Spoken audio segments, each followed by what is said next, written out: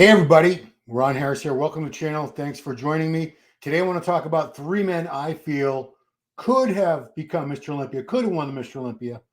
Before we get started, please subscribe, like, share, ring that notification bell. It doesn't cost you anything, but it really helps me out. So these are three guys. And, we have this phrase in the USA we use, woulda, coulda, shoulda. So would have won the Mr. Olympia. That really can't apply to anybody because you never know. Somebody going to win. There are guys that I thought were going to win over the years, never did win the title. And some guys I never thought had a chance of winning ended up becoming Mr. Olympia. So woulda, coulda, shoulda, should have. There's really only three guys in my mind that always come up.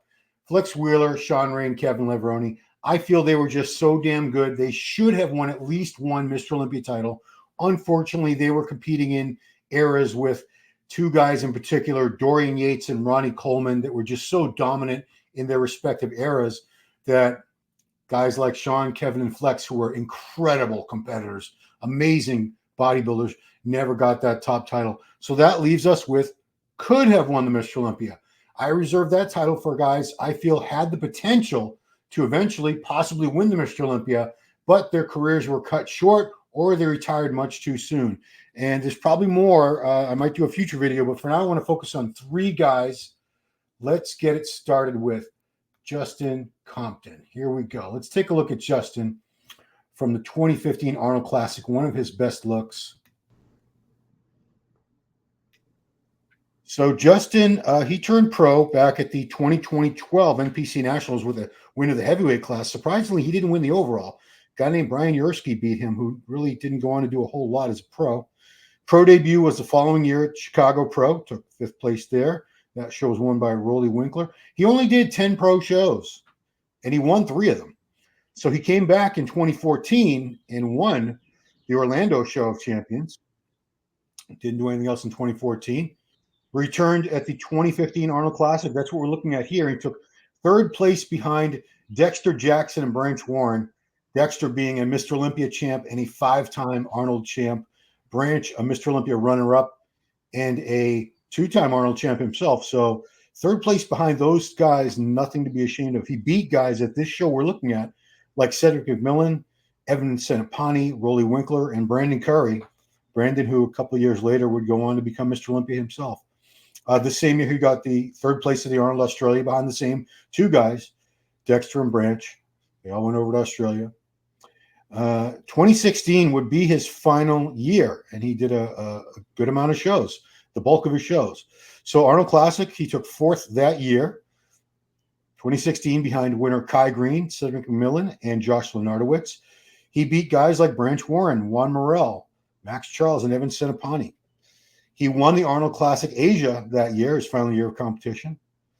Arnold Classic Australia, he got 3rd behind Kai and Cedric. He won the Golden State Pro, another win. Got 2nd at the Ferrigno Legacy Contest, which sort of morphed into the Legion Sports Show shortly after that, and took 10th place at the Mr. Olympia. So he is an Olympian once. And that was it. That was the end of Justin. Let's take a look at a little bit of training footage from this guy. So some gym posing there. He worked with Hani Rambod. I believe he worked with Matt Jensen for a time too, but he worked with Hani. Well, obviously we know Hani is the winningest Olympia coach in history. I think he's got like 25 Olympia wins, something like that now. And he works with the very best. Justin had he had everything really. He wasn't lacking. Round, full muscle bellies, great structure, plenty of size. You could see he started out as a skinny guy. He started out as a natural bodybuilder. I remember seeing pictures of him competing naturally. And I was trying to figure out why did Justin, look at him, look how little he was there. Why did he retire so soon? And I watched a podcast the other day from a few years back where he explained it really wasn't any one reason. It wasn't major health problems. He had a couple minor issues. He said colon, a little minor, look at him skinny there, colon issues. His colon was giving him a little trouble, but nothing major. Shoulder injury, probably could have got through that. Financially, he saw that the sport was going in a different direction where these supplement companies weren't handing out huge contracts anymore. The contract money was coming way down, and they were expecting the athletes to do a whole lot more on social media every day to justify that the paycheck. And he just wasn't interested. He became a coach. He is a coach today. He's a very well-known coach, very much sought after, works with a lot of top competitors in various divisions. But you could see the potential this guy had. He had everything. I believe he had Mr. Olympia potential. We'll never know unless he decides to make a comeback. He's not in poor health. And every time I've seen him, he's not this large anymore, but I'm sure he could get this back pretty soon if he wanted to. If he wanted to look like this again.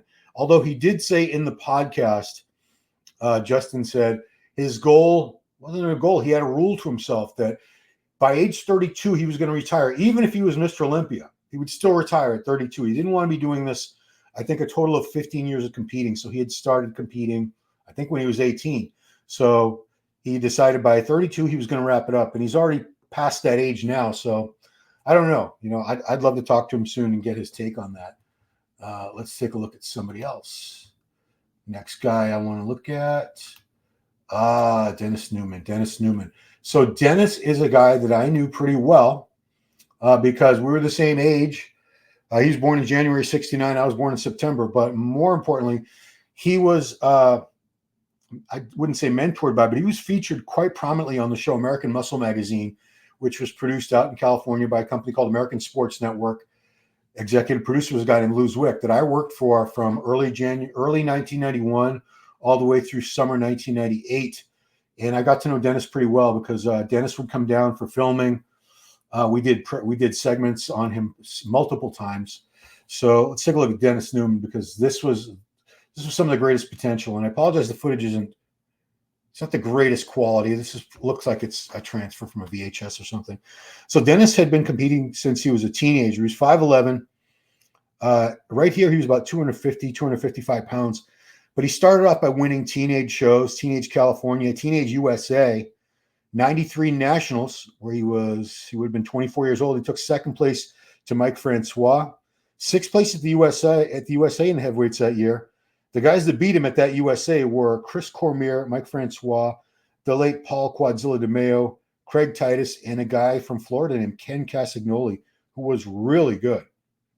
A lot of you won't even recognize that name. 94 USA would be his show. I believe that's what we're looking at right here. He won the heavyweight and overall titles. And you can see, man, he had it all. Movie star, good looks, beautiful structure and shape. It was a classic type of physique, just with a little bit more mass, for sure.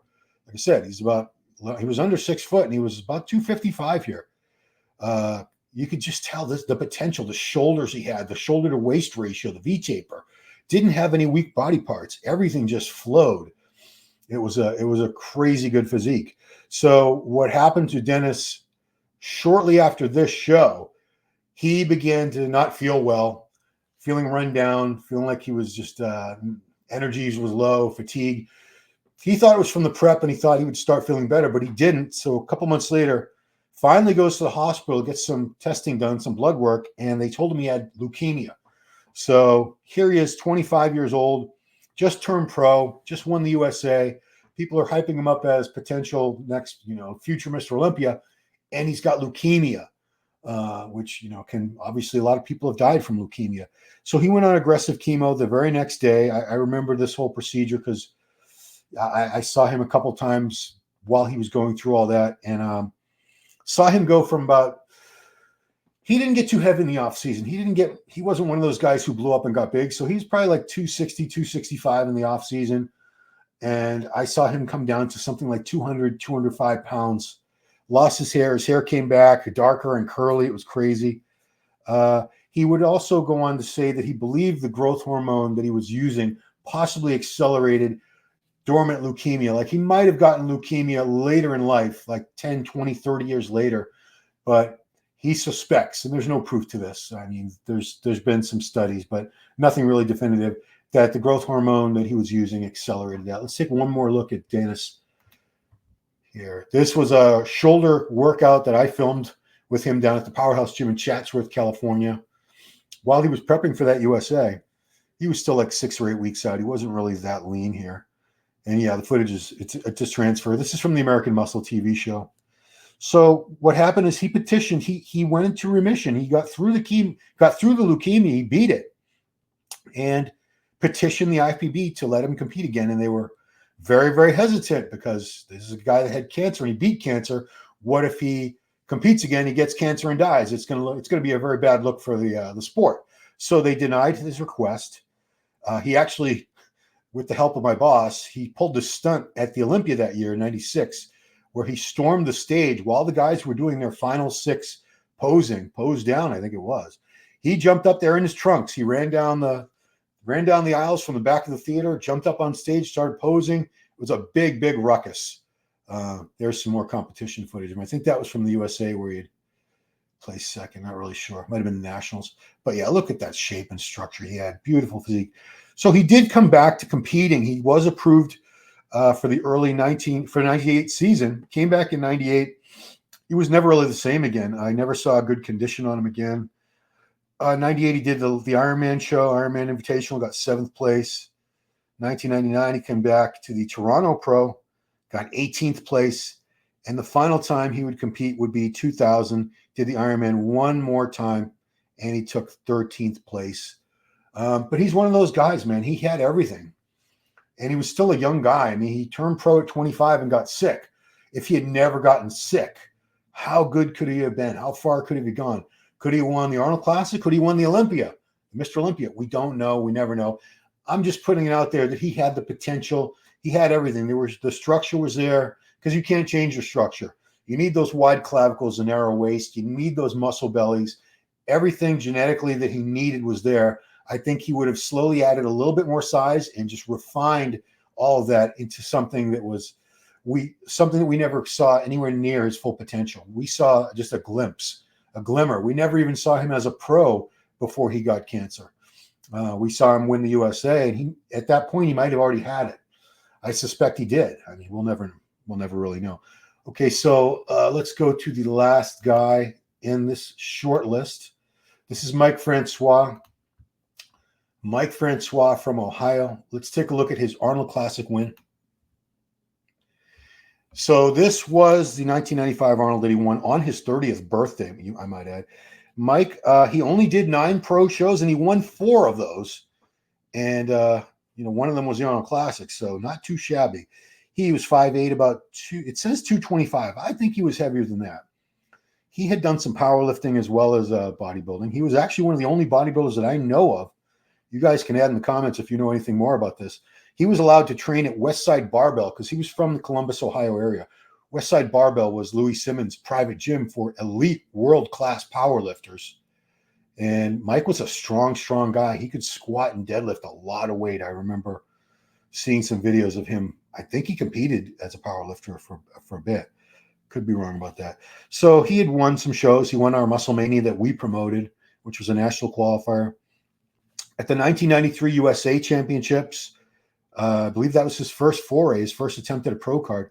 He took 2nd place to Chris Cormier, the real deal, and you all know how well Chris did. Chris was a 6-time Arnold Classic runner-up, many times in the top 5, top 6 of the Olympia. 1993 Nationals that same year, that's where he would get his pro card. He won heavyweight and overall titles. And remember, this was before the super heavyweight class existed, so everybody over 220, 225 everybody over 198 and a quarter was a heavyweight. Whether you were 205 or 265, it didn't matter. You were heavyweight. So he had a great rookie year. 1994 would be his rookie year. He won the Chicago Pro. He won the Night of Champions in New York in a huge field. He beat Nasser El-Somebody, who was already getting established as one of the very top guys. This show we're watching right here, the 1995 Arnold Classic, he beat Flex Wheeler. Flex was no joke, as you know. Charles Claremont from the UK was an amazing competitor, too. He beat him, the late Andreas Munzer, and Lee Labrada. Yeah, and that was his 30th birthday. It was quite a show. San Jose Pro, that same year he would win, 1995. He would take 10th place that year in the Olympia. Let's take a look at some training footage. Okay, so San Jose Pro, Mr. Olympia. 1997, he would come back to the Arnold and take 3rd behind Flex Wheeler and Nasser El-Somebody. 3rd place in the San Jose Pro that same year behind the same 2, Flex and Nasser. And his final contest would be that year, the Mr. Olympia, he would take 11th place. So a week out from, so that was 97. So he was actually going to compete in the Arnold Classic in 1998. He was getting ready for it. And a week out, he was having a lot of symptoms, which turned out to be ulcerative colitis, which, Carlos Thomas Jr. Suffers from that. My son, Christian, has ulcerative colitis. It's a very debilitating illness that you have to take medication for. You have to avoid certain foods, or you could have these horrible flare-ups. In extreme cases, which unfortunately Mike had an extreme case, they had to remove his colon, his entire colon. So look at those bicep peaks. Wow. He was thick, man. He was thick everywhere. It was a very Dorian-esque physique. This was the Dorian Yates era, and I believe he compared very favorably to Dorian. Had he never gotten sick, who knows what would have happened. I know it was a very tough era because we had Dorian, and then immediately after that we had Ronnie. So it's kind of a leap to say that he could have won the Mr. Olympia with those guys around. But look at him, man. He wasn't lacking anything. He was thick. He had great shape. He had a small waist. Interesting fact, he actually was studying to be a Catholic priest. I guess it's an 8-year program to become a priest. He was in his 7th year when he met a woman named Shannon, who ended up being his wife. He ended up marrying her, leaving the pursuit to join the priesthood. Became a husband and a dad instead. Very successful contest promoter in Ohio today. And, he has his health. I'm sure he would have liked to continue the bodybuilding career, but it just wasn't in the cards. It wasn't meant to be. Those 3 guys, man, Justin Compton, amazing, incredible physique. We only saw a short amount of time on stage, and we never saw his full potential. I think he still had some improving to do, and he would have been spectacular because he was damn good in those first couple of years that we did see him. Dennis Newman, we never even saw Dennis as a pro before he got sick. It's unfortunate. We'll never know how good Dennis could have been. He was a young guy who could have improved and refined that physique, added just a little bit more size. He had that potential for a Mr. Olympia champion. Of course, Mike Francois, who we just saw, no doubt in my mind, he had Mr. Olympia potential. Would any of these guys have won? Who knows? If you had asked me in the 90s,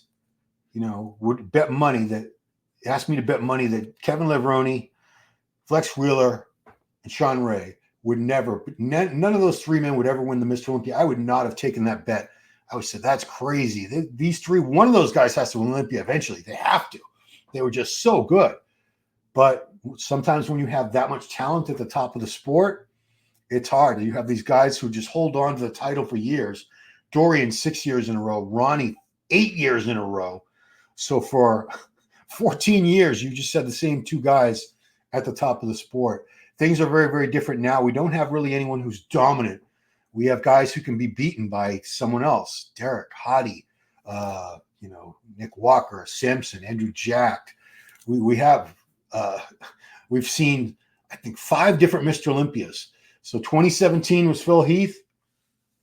2018, Brandon Curry. No, I got that wrong. Well, let's put it this way. I know we've had Phil, Sean, Rami. Curry was 2019. That's right. Rami, 2 years in a row after that. Hadi Chupin and Derek Lunsford. So we've seen the title change hands over and over again the past few years. I don't foresee anyone really holding on to it for 6, 7, 8 years the way that we saw Phil Heath have it for 7. Unless we get someone comes along, and who knows who's going to be that dominant the way that Phil was, the way Ronnie was, the way Dorian was, Lee Haney. There could be someone out there with that potential that we don't even know about yet, or somebody who's just working their way up the ranks now. It's impossible to say. But in any case, guys, hope you like this video. Please subscribe, like, share, ring the bell. Helps me grow this channel. Doesn't cost you a darn thing. And of course, if you're on Instagram, follow me at Ron Harris Muscle. I appreciate your follows. And that's it. Thank you guys so much for watching. See you right here in the next one. Peace.